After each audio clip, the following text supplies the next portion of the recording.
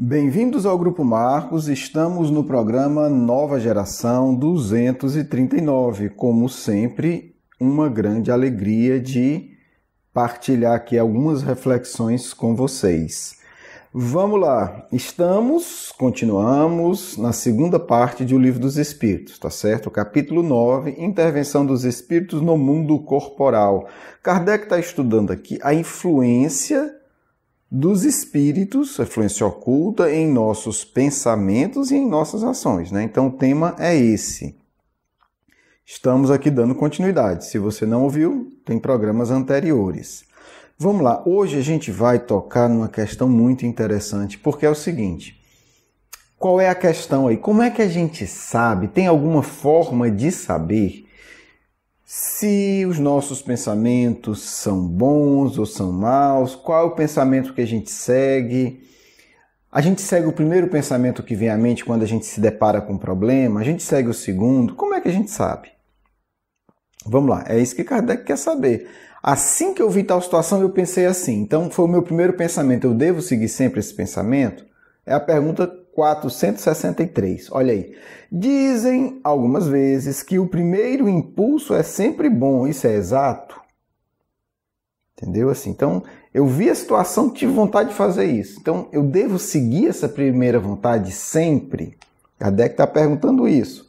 Resposta: o primeiro impulso, a primeira vontade, pode ser, bom ou mal, conforme a natureza do espírito encarnado.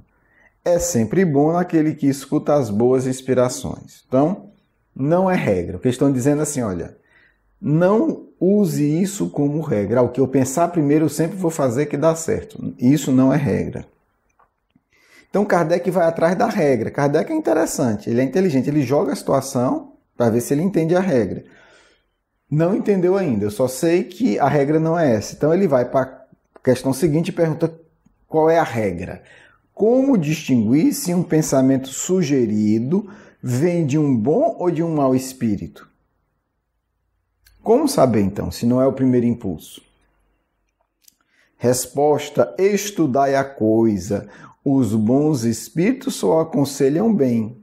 Resposta agora é essa aqui. Cabe a vós distinguir.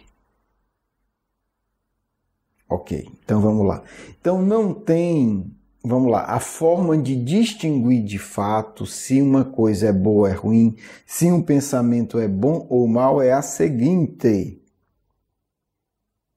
estudar a coisa. Estudar o pensamento. Então a gente não pode querer agir num mundo complicado, complexo como a Terra, simplesmente à base do eu senti que eu devo fazer, eu tive tal impulso, porque esse impulso pode ser bom ou ruim, esse sentir pode ser bom ou ruim. Nós temos que refletir, porque todos nós recebemos impulsos bons e maus. Todos nós recebemos pensamentos bons e maus. E todos nós temos pensamentos bons e maus. Então cabe como o piloto, que recebe várias informações, avaliá-las, distinguir e saber, eu vou por aqui, eu vou seguir esse instrumento, eu vou seguir essa informação. Então isso é importante. Então, o que os espíritos estão dizendo é: nós temos a obrigação de, independente se um pensamento for sugerido, se é um impulso, se é o primeiro ou o segundo impulso, se é o primeiro, o segundo ou o terceiro pensamento, a gente só vai saber o adequado para as nossas vidas se a gente meditar sobre o assunto. Porque a gente às vezes quer até, porque tem questões que são angustiantes mesmo, saber logo a resposta. Não, o que é que eu faço? Pronto, eu não quero nem pensar, eu quero saber o que é que eu faço. Primeira coisa que você vai fazer: não faça isso. Não faça isso.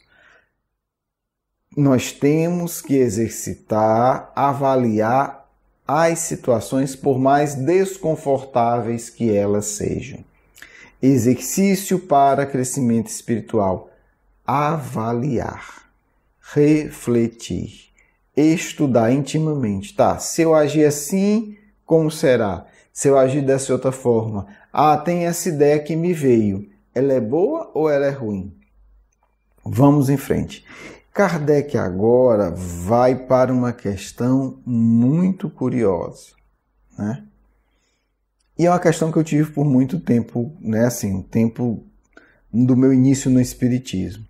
Você fica se perguntando assim, tá, o sujeito já morreu, está no plano espiritual, sabe que é imortal, né? Então ele observa que há uma justiça de uma maneira muito clara, né? Assim, não tem como negar que a vida é muito mais do que matéria. Por que é que esse sujeito fica atazanando, infernizando, perturbando a vida de um ser encarnado? Por quê? Porque assim, só para vocês entenderem, eu venho, antes de me tornar espírita, eu era ateu. Então, minha lógica, já que vai se acabar tudo, enfim, cada um faz o que quer. Mas o sujeito morreu e viu que não morreu. Então, como é que uma pessoa nessa situação fica fazendo o mal, sabendo que vai ter que pagar por tudo, responder e etc. E aí essa questão está aqui. Com que objetivo os espíritos imperfeitos nos impulsionam para o mal? Quer dizer, o sujeito está morto, aí fica pendurado no pé do ouvido do outro, azucrinando, dando raiva, atrapalhando e perturbando. Kardec quer saber o porquê. Olha se não é interessante. Para vos fazer sofrer como eles. Kardec vai desenvolver isso. Começamos a entender, quer dizer. Então eles querem me perturbar, ou lhe perturbar, ou perturbar os outros, para nos fazer sofrer, né? O espírito chega e lhe induz a ter fantasias sexuais. Ele não quer lhe dar prazer. Ele quer lhe ver na lama. Aquilo ali é só a isca. Aquilo é a isca. Ele está levando para um lugar tenebroso. O espírito vem e começa a sugerir pensamentos de grandeza, que você vai ser o rei de Roma. Ele não está fazendo aquilo ali para lhe empolgar, não. Ele está fazendo ali para você se iludir, lhe tornar arrogante, você fazer um bocado de besteira e depois ele lhe vê na sarjeta. Então, a isca tem que ser agradável, claro. Mas o objetivo é a sua desgraça, é o seu sofrimento. Por isso que a gente não pode se iludir. Quando espíritos inferiores vêm nos dar ilusão, né, e até nos fazem sentir bem, não é porque eles querem o nosso bem-estar. Não, ali é a isca, ali é a ilusão. Né? Ali é o chamariz, é o que ele vai lhe chamar. Né? É o queijo da ratoeira. Depois vai vir um ferro em cima da tua cabeça e te mata. É exatamente isso. Porque se a isca fosse desagradável, ninguém ia, né? Óbvio. Então vamos lá. Agora Kardec vai destrinchar com 2 itens muito interessantes. Isso diminui o sofrimento deles, né? O fato de eles nos fazerem sofrer diminui, ele está lá, porque o sujeito desencarna, está lá péssimo. Aí ele vai vender ilusão, vai mostrar ilusões para nós, para nos fazer sofrer. Ok. Aí Kardec, mas isso dá bem-estar para eles? Isso diminui a angústia deles? Não. Não. Mas eles fazem isso por inveja de ver seres mais felizes. Quer dizer, então, o que move esses espíritos inferiores é a inveja. Eles olham e dizem, poxa, mas o fulano está bem, ou está bem em relação a mim, porque eles estão muito ruins. Então olha e diz, não quero que fulano fique bem. Então o sofrimento dele continua e até aumenta. Mas ele quer nos fazer sofrer. Aí Kardec pergunta de que natureza é o sofrimento que eles querem nos impor. Né? Eles querem todas essas articulações para nos impor sofrimento. Que tipo de sofrimento é que eles querem? Resposta. Olha que interessante. os que resultam de estar em uma ordem inferior e afastado de Deus.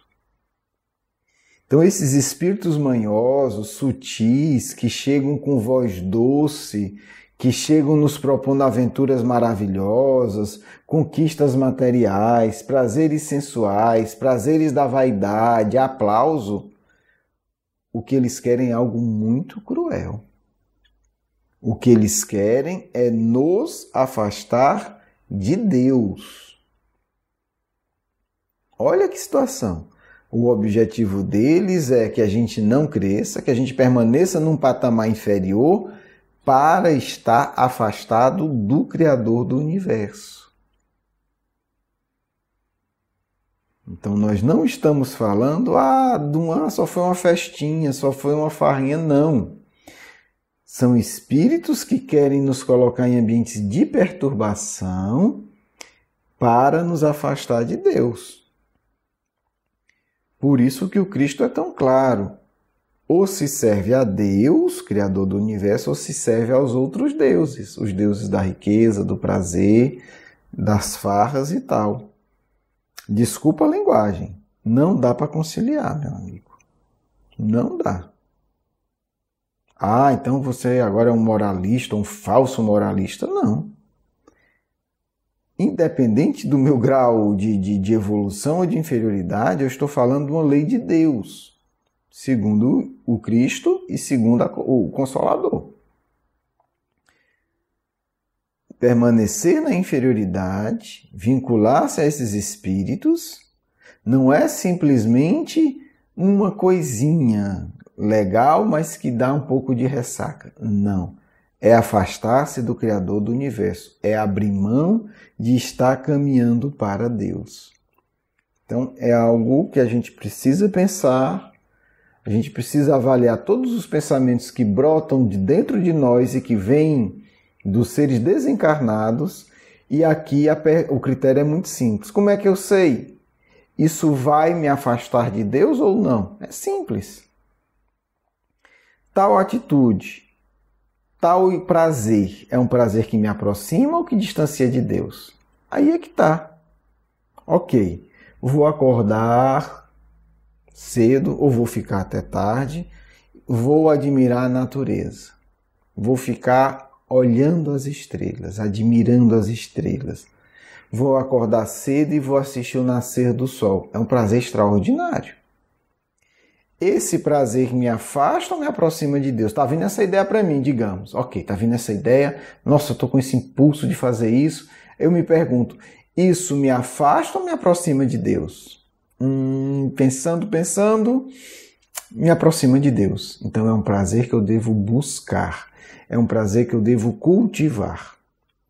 Ok, sexta-feira à noite eu estou angustiado, estou agitado, eu estou com vontade de ir para a farra, né? Seja o que isso signifique para você, mas no mundo inferior o padrão é o mesmo, né? Algum tipo de droga, legal ou ilegal, algum tipo de cortejo sexual, né? Seja por uma dança, por um olhar, por uma carícia, seja o que for, né? Enfim, tô a fim de curtir isso, né? Seja onde for. Ok. Isso me aproxima ou me afasta de Deus? Critério muito simples. Deixa eu pensar. Como é que eu vou acordar no dia seguinte? Como é que eu vou estar energeticamente? Como é que eu vou estar meus sentimentos? Quando eu estiver vivenciando isso, eu vou me sentir mais próximo do Criador do Universo ou não? Durante esse processo eu vou estar mais próximo ou não? E depois dessas vivências eu vou estar mais próximo ou não? Ok, me afasta de Deus. Não é? Não precisa de um PhD em física quântica para entender isso. Não precisa. Ok? Então, esses espíritos vão influenciar, os espíritos inferiores vão nos dar pensamentos que nos afastam de Deus. Bem, eu sei que muitas vezes nós temos os impulsos de recorrer à farra e tudo porque nós não queremos lidar com as nossas dores. Mas eu posso garantir que lidar com as dores de uma forma que não seja de fuga nos aproxima de Deus, sem sombra de dúvida. Bem, eu penso que é um critério fácil, pelo menos na grande maioria dos casos, a gente imaginar se a vivência, se tal pensamento e se tal ação nos aproxima ou não de Deus. Se tal pensamento ou tal ação nos ajuda a crescer na escala evolutiva, que é o que Deus quer da gente, ou se nos ajuda a permanecer numa ordem inferior. É um critério muito fácil que Kardec dá aqui. Não vejo muita dificuldade, pelo menos na grande maioria dos casos.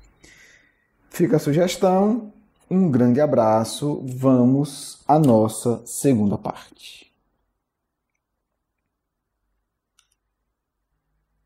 Paz em vossos corações, filhos tão amados e filhas tão amadas. Tudo é tão difícil. Mas tudo se torna claro, transparente, quando a mente está buscando Deus. Não falo de espíritos superiores, falo de vocês. Se vocês têm este propósito claro, claríssimo, determinado, estou em busca de Deus. Deus é minha prioridade. Não há tanta confusão, filho.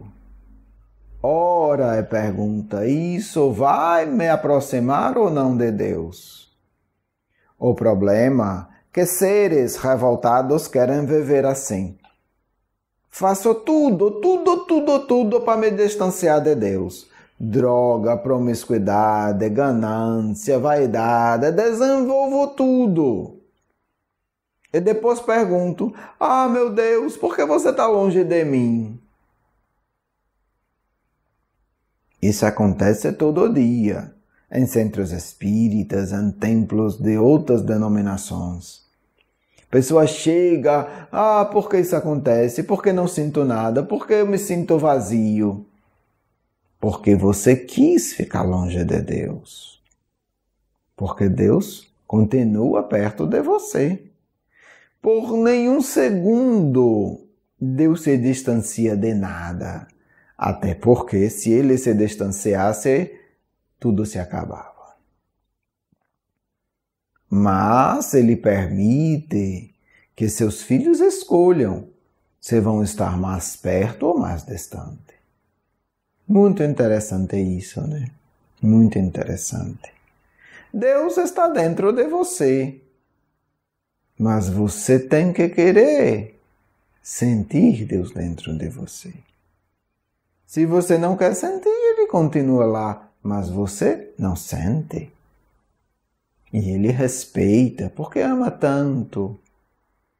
O amor de Deus é algo tão extraordinário. Deus é tão carinhoso com todos os seus filhos.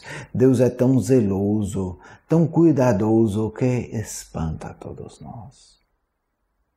Como se dissesse, tudo bem, meu filho, eu estou aqui cuidando de você. Se você quer se sentir longe, eu permito. Eu estou aqui.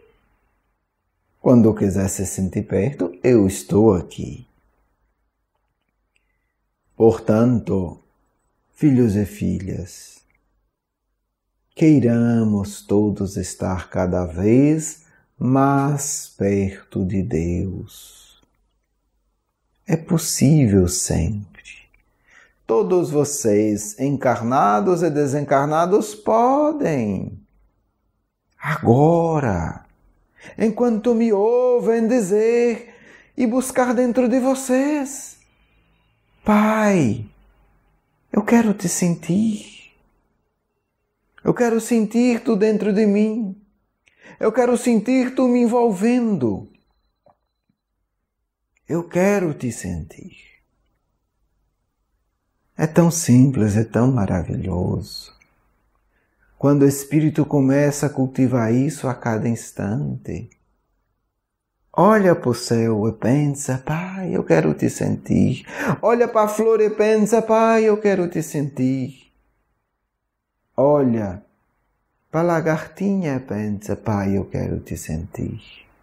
Em mim, porque eu sei que você está dentro de mim. Quem faz isso cresce. Quem faz isso liberta-se. Quem faz isso começa a sentir de maneira muito intensa o amor de Deus. Por que não fazer isso, filhos? O ser mais importante do universo está dentro de vocês. É preciso apenas que vocês digam, abrindo o coração: Pai, eu quero te sentir. Sei que você está em mim, porque se você não estivesse, eu não existiria. Ah, Pai, eu quero te sentir agora e cada vez mais, para que um dia eu te sinta de maneira tão intensa que sim, eu estarei no reino dos céus, porque isso é o reino dos céus. É sentir tua presença intensa em mim para todo o sempre. Que vocês fiquem em paz do amigo espiritual de sempre. Quero agradecer o seu carinho, a sua atenção e para conhecer mais do nosso curso Educação Espírita, um convite à juventude, do nosso programa Nova Geração e os nossos livros, por favor, visite o nosso blog, grupomarcos.com.br. Você é muito bem-vindo. Um grande abraço.